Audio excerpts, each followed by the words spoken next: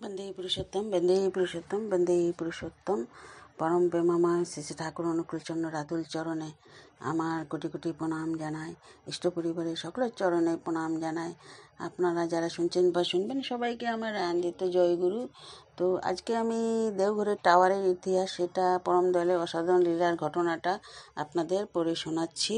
এটা হলো স্মৃতির আলোকে পরম প্রেমময় শ্রী ঠাকুর অনুকূলচন্দ্র পরম প্রেমময় শ্রী ঠাকুরের জন্মবার্ষিকীতে শ্রদ্ধাঞ্জলি। সম্পাদনা Ajit Chakraborty, SN Chakraborty and company, 3 number Ramanath Majumdar street, Kolkata 1। তিনি বলছেন, বুড়ো হয়েছি, বয়স অনেক হলো, কত ঘটনা ঘটেছে আমার এই জীবনে, কিছু মনে মনে আছে, আবার কিছু ভুলেও গেছি। তো শ্রী ঠাকুরের সঙ্গে কত কথা হয়েছে, তার হিসাব কি আছে? আর সে একটা ঘটনা কোনোদিনই ভুলবো না, ঠাকুর বাংলার ভিতরের টাওয়ারটা দেখলেই মনে পড়ে ওর জন্ম ইতিহাস।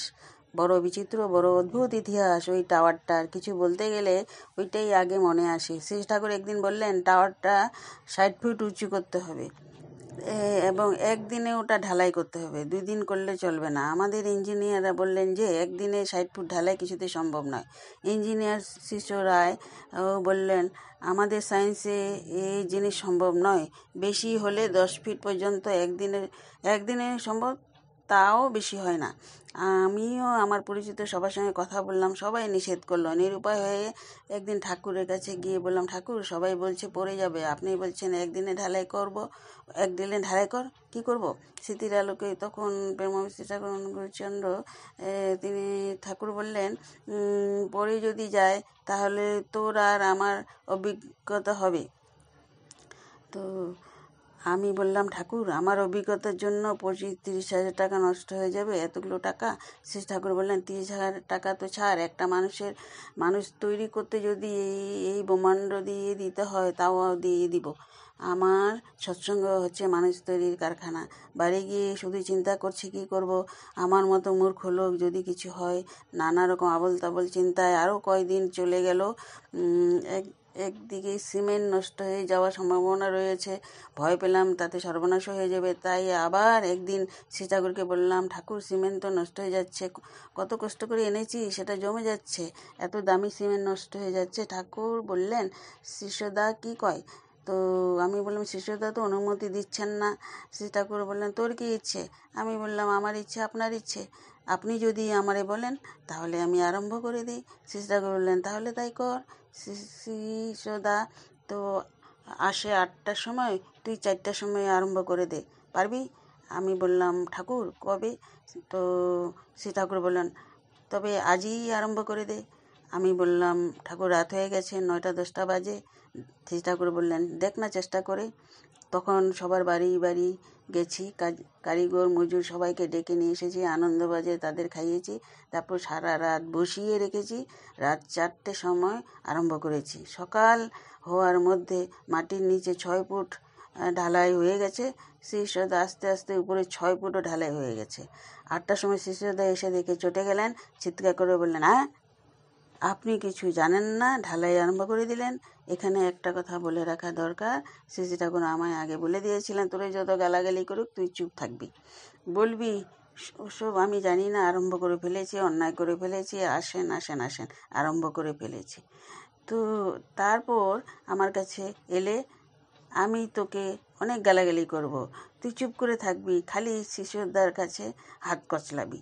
সুতরাং আমার কথা শুনে রেগে শিশুদা বললেন, আমি যাই ঠাকুরের কাছে, ঠাকুর কি বলেছেন? আমি বললাম, সিমেন্টটা নষ্ট হচ্ছে, তাই এখন আমায় জুতোই মারেন আর যাই করেন, এই বলে মুখে শুকনো করে হাত কচলাতে লাগলাম। শ্রী সরদা রেগে গিয়ে ঠাকুরের কাছে গিয়ে সব বললেন। ঠাকুর শুনে যেন আকাশ থেকে পড়লেন, বললেন, এমন করছে, আপনারে না জানিয়ে এই ডাক তো, খগেনকে ডাক। আমার তো সব জানাই ছিল। শ্রী ঠাকুর ডাকছেন শুনে তাড়াতাড়ি ঠাকুরের কাছে গেলাম। শ্রী ঠাকুর আমাকে দেখে জিজ্ঞাসা করলেন, কি তুই ঢালাই আরম্ভ করেছিস? আমি কাঁদো কাঁদো হয়ে হাত জোর করে বললাম, হ্যাঁ ঠাকুর আরম্ভ করেছি, সিমেন্টটা নষ্ট হয়ে যাচ্ছে। শ্রী ঠাকুর বললেন, শিশুদাকে বলিস নি? তো আমি বললাম, শিশুদাকে কিছু বলিনি, সিমেন্টটা নষ্ট হয়ে যাচ্ছে, বড় কষ্ট করে জোগাড় করেছি। শ্রী ঠাকুর বললেন, তাই তো সিমেন্টটা নষ্ট হয়ে যাবে? কিছুক্ষণ পরে বললেন, শিশুদা ওটা পাগল, কোয়াক ডাক্তার, একটা বড় ডাক্তার হলে চিন্তা করে, ও তো কোয়াক ঠিকঠাক করে দেন। আপনি যে শিষ্যদাকে বললেন, আমিও পাগলের সঙ্গে পারবো না, ও মাথা খারাপ হয়েছে ঠাকুর। শ্রী ঠাকুর বললেন, পাগল যখন করে ফেলেছে তখন ও ঠিকঠাক করে নেন। যখন আরম্ভ করেছে তখন তো ফিনিশ করা লাগে। ও আমি ওতে নেই, ও করেছে, ও বুঝবে বলে গজগজ করে চলে গেল। সঙ্গে সঙ্গে শ্রী ঠাকুর আমায় ইঙ্গিত দিলেন, যা যা যা, বন্ধ করিস না। আমি প্রণাম করে তাড়াতাড়ি চলে গেলাম যেখানে কাজ হচ্ছে। 5-10 মিনিট বাদে ঠাকুর লোক পাঠাচ্ছেন খবর নিতে। 10টা বেজে যায়, 11টা বেজে যায়, কাজ চলছে। আমি শ্রী ঠাকুরকে বললাম, ঠাকুর আপনি বিশ্রাম করুন, আমি শেষ না করে ছাড়ব না।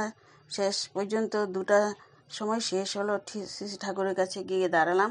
ঠাকুর? শ্রী ঠাকুর বললেন, আছো তো এখনো?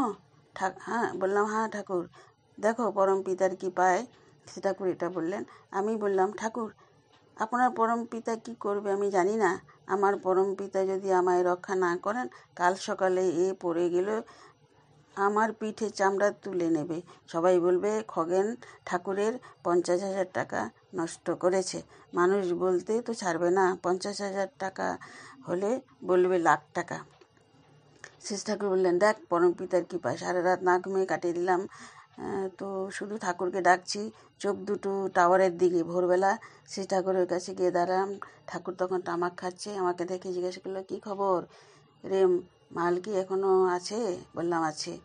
ঠাকুর সোজা হয়ে বিছনার উপর একটা জোরে থাপ্পড় দিয়ে বললেন, চাপড় দিয়ে, ওরে শালা কিস্তিমাত, হবে না, থাকে না কি না, দেখিয়ে দিবি সবাইকে, দেখিয়ে দিবি ডেকে। তো টাওয়ার তৈরি হলো। আজও সেই টাওয়ার মাথা উঁচু করে দাঁড়িয়ে আছে ঠাকুর বাড়ির। গেট থেকে ঢুকলেই যখন টাওয়ারটাকে দেখি তখন সমস্ত ছবিটা চোখের সামনে ভেসে ওঠে। মনটা আনন্দে ভরে ওঠে। মনে পড়ে যায় শ্রী ঠাকুরের সেদিনকার সকালের কথাগুলি। ওরে শালা কিস্তিমাত, হবে না থাকে কি না, দেখিয়ে দিবি সবাইকে, ডেকে ডেকে দেখিয়ে দিবি। তো এটা স্মৃতির আলোকে পরম প্রেমময় শ্রী ঠাকুর অনুকূলচন্দ্রের পরম প্রেমময় শ্রী ঠাকুর জন্ম শতবার্ষিকীতে সম্পাদনা Ajit Chakraborty, SN Chakraborty and 3 number Ramanath Majumdar street, Kolkata 1 থেকে পরিচয় হয়েছে। আমাকে আমার গুরুগণ পাঠিয়েছিল, আমি সেটা আপনাদেরকে পড়ে শোনালাম। এই ইতিহাস, সেই ঘড়ি যে টাওয়ারটি আপনারা যান দেওঘরে দেখতে পান, তারই ইতিহাসটি জানালাম আপনাদের। হয়তো আপনারা জানেন, তথাপিও শুনেও ভালো লাগবে। আমারও তো ভালো লেগেছে, তাই শেয়ার করলাম আপনাদের সাথে। সর্বাঙ্গীন মঙ্গল হোক, সবাই ভালো থাকেন, সুস্থ থাকেন, ইষ্টচল জীবন হোক। রাখছি।